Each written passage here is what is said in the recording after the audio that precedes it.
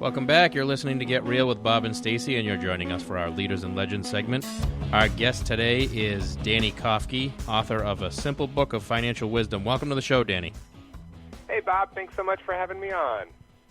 So I want to give everybody some background on Danny. He is a personal finance author from Atlanta, Georgia, and after being an elementary school and special education teacher for 14 years, he recently left the classroom to join I Was Broke, Now I'm Not, and to do what he loves, helping others manage their money better. He has appeared on numerous television shows, including Fox and Friends, Fox News Channel's Happening Now, the CBS Early Show, CNN's Newsroom, HLN's Weekend Express, the 700 Club, the Clark Howard Show, and MSNBC Live, plus over 550 radio shows. I think we're the last one. And he's been on all the rest, Bob, except for ours. Now on Get Real, too. Yes. I mean...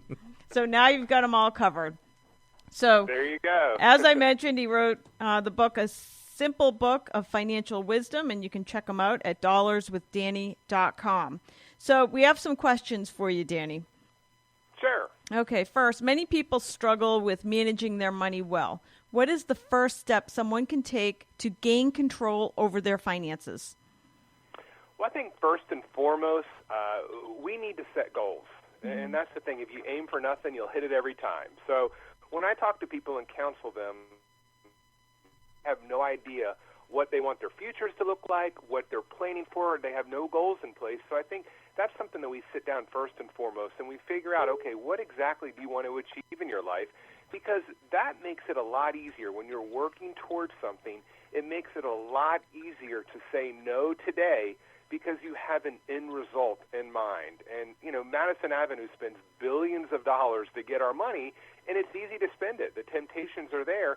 So if you don't have something that you're working towards, then it becomes so easy that when you see the next, latest, greatest thing, that you buy it because you're not working towards something. So that, to me, is the number one thing to start with, is to have some goals in mind and then have some plans so you can achieve those goals. Yes, so I would say we see it in real estate and mortgages as well, but it seems like so many people spend way more than they earn. What are your thoughts on that? Oh, it's definite. I mean, that's why, we're in trouble. There was a recent study, 66 million Americans have nothing in a savings account. Nothing. Mm-hmm. So, yes, it's a huge, huge problem. And I think, a lot of times that stems from there is some sort of lack of contentment in many people's lives. And, money problems, I believe, are about 90% based on behavior and emotion. We can do the math. We know it's not wise to use credit cards, go into debt, but yet there is some area in our lives that we're lacking, and we buy something to mask that unhappiness. And it works, but for a little bit, and then it goes away.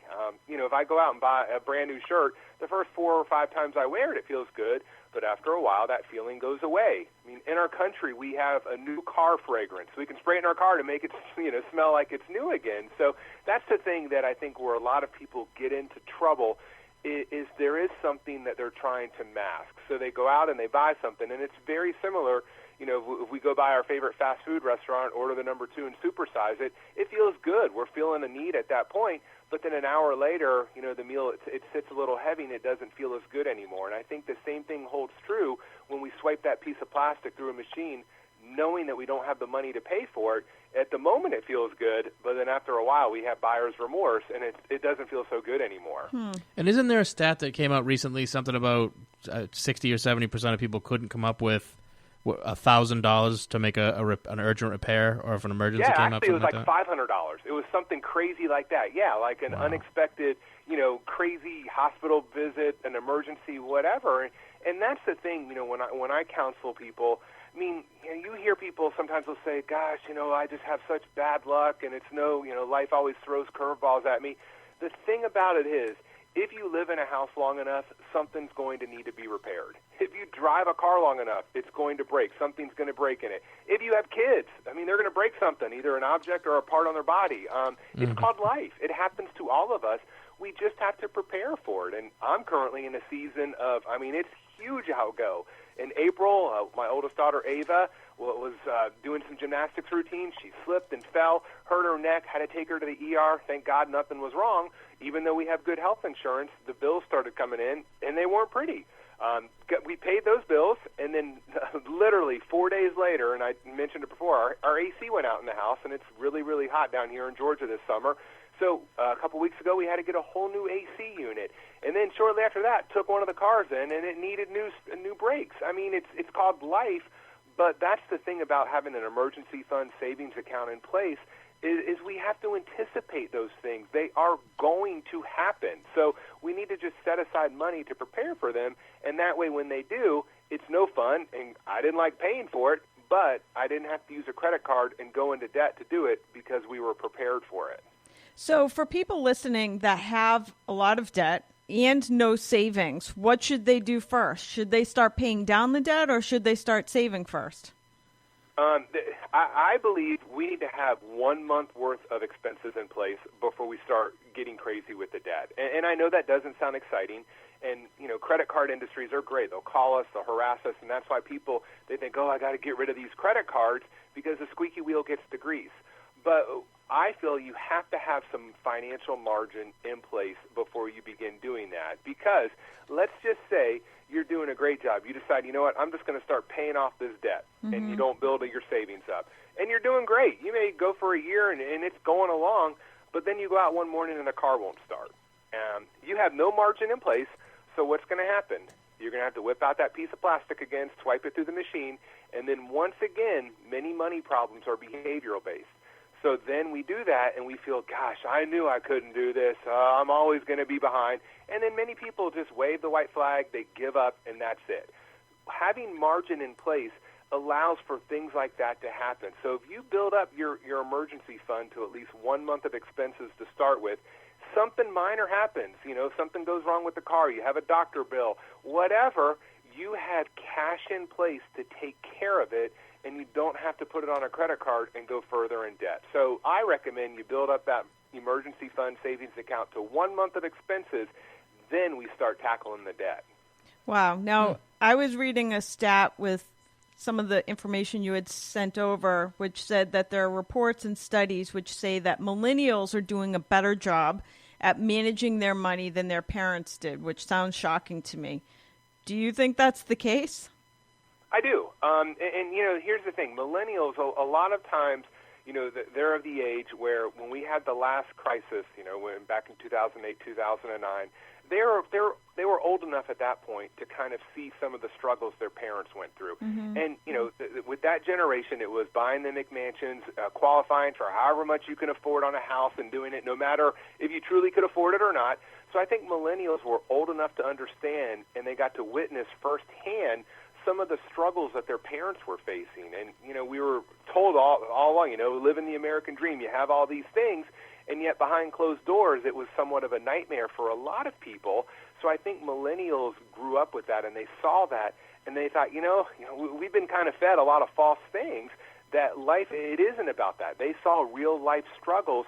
So, yeah, there are reports out there that show that they actually do a better job of saving. And I will say, too, for many millennials, I know the student loan crisis has kind of forced many of them to scale back, too, because that debt is so much that they have to pay that in other avenues of life that they're being a little more careful because they are already starting off their working careers with a lot of debt on the plate. So they got to be really, really careful and not accumulate a bunch more since they have to take care of those student loans. And we see that a lot, too, when people are trying to finance houses. And, there are some people coming out of college, especially ones that went for, beyond 4 years, that have mortgage payments for student loans. It's pretty common to see over $1,000 up to $2,000 a month going to student debt. Yeah, it's crazy. And, the thing is, with student loan debt, you can't get rid of it. Even if you file bankruptcy, it's still there. So I think, it's one of those things that it's unfortunate that a lot of people are faced with that. But I think, they're being smart about it by not accumulating more debt to go on top of it. It's interesting. So I'm going to share two different things. First of all, I'm a terrible saver because I love shoes. So so I buy a lot of shoes. And I've been told you can't ever have enough purses or shoes. Yes. I think you can, but my wife says otherwise. If you could retire with shoes as money, I'd be all set. Like they don't gain value over time? I like to think they do. But I'll say two different things have helped me over the last 20 years. Number one, many years ago, I read The Automatic Millionaire, like basically just setting it up so that money is taken out automatically from an account or from a paycheck every month that you just don't touch, having it go into a stock account. So I started that years and years ago, and I don't even know how to get money out of the account that it goes into. So I actually have savings now because it's just a pain for me to figure out how to get the money out of it. That's number one. And number two, I had read a book a long time ago, and it really made me think differently about debt. And what it made me realize is that anytime I buy anything, like a car or a house, that debt is you trading time.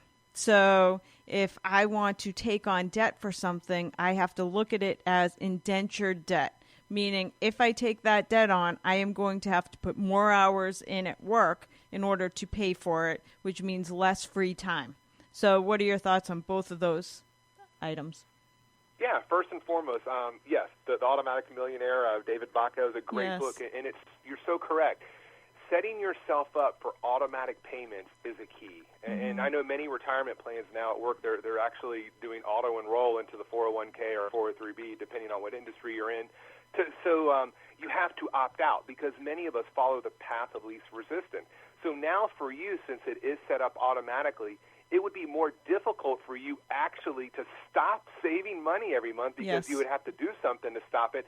So that's a great idea to do, and that's what we started off, Tracy and I did when we got married. We made it automatic. So right when we got paid every month, money was automatically taken out of our checks before we had a chance to see it, spend it, touch it, get used to it, and it was invested. And in that way, in your case, you can buy as many shoes as you want, but you're still saving money for your future because it is taken out before you have a chance to spend it. So yes, making automation is a great way to save money because you're tricking yourself. And many of us spend up to how much we earn, if not more. So doing that before you have a chance to do that takes that part out of it. So yes, I think that's a wonderful idea. And then also debt. You're right. I mean, you're basically spending future money today when you go into debt because you don't have it. And, whether you're, no matter if you're spiritual or not, in the book of Proverbs 22:7 says the borrower is servant to the lender. So that was written, you think, over 2,000 years ago by Solomon, who was one of the richest and wisest men ever to walk the face of the earth.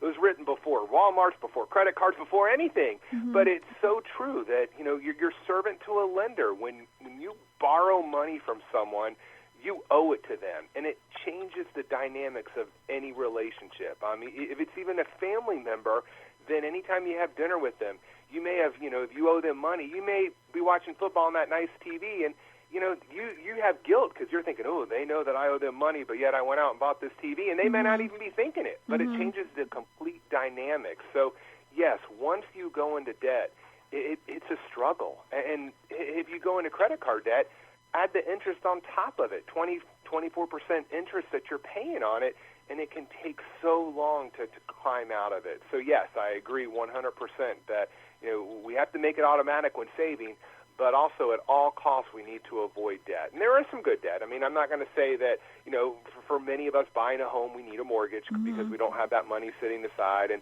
for many people going to college, they do use student loans. We have to use them wisely and try to graduate in 4 years so we don't take long. But especially with the credit card debt and payday loans and things like that, that's why it's really important to try to save up and have emergency fund, have financial margin in place so we don't have to use those vehicles. Okay. So we have a couple of minutes left. By the way, for anybody that just tuned in, we're listening to Danny Kofke. He wrote the book, A Simple Book of Financial Wisdom. You can follow him on his website. It is dollarswithdanny.com. So in the last couple of minutes, what is the most important message you hope that others get from you and what you teach? I want others to just realize that they can do it. I want them to have hope from it. I'm a former school teacher, so I taught school for 14 years, never took a personal finance class in my entire life, but yet we were able to figure it out. My wife, Tracy, stayed at home for 8 years to raise our two daughters, lived on my teacher's salary of about $42,000 a year. Despite that, we have no debt except our mortgage, invest each month, have an emergency fund in place. But most importantly, we live wealthy lives on less. And what I want to show people, is that if this former school teacher can do it, they can do it too. And yes, it takes sacrifice. Yes, there's going to take some discipline involved in it, but you can do it. You can absolutely do it. And that's kind of what I want to show others. That's great. That's great advice. Awesome stuff. So Danny Kofke, dollarswithdanny.com, for anybody looking for tips on how to build a better future by managing debt, creating savings account, etc. So thank you for joining us today, Danny. Hey, thank you so much, Bob and Stacey, for having me on. I enjoyed it. Thank you. We're going to take a quick commercial break. We'll be back with more Get Real after this.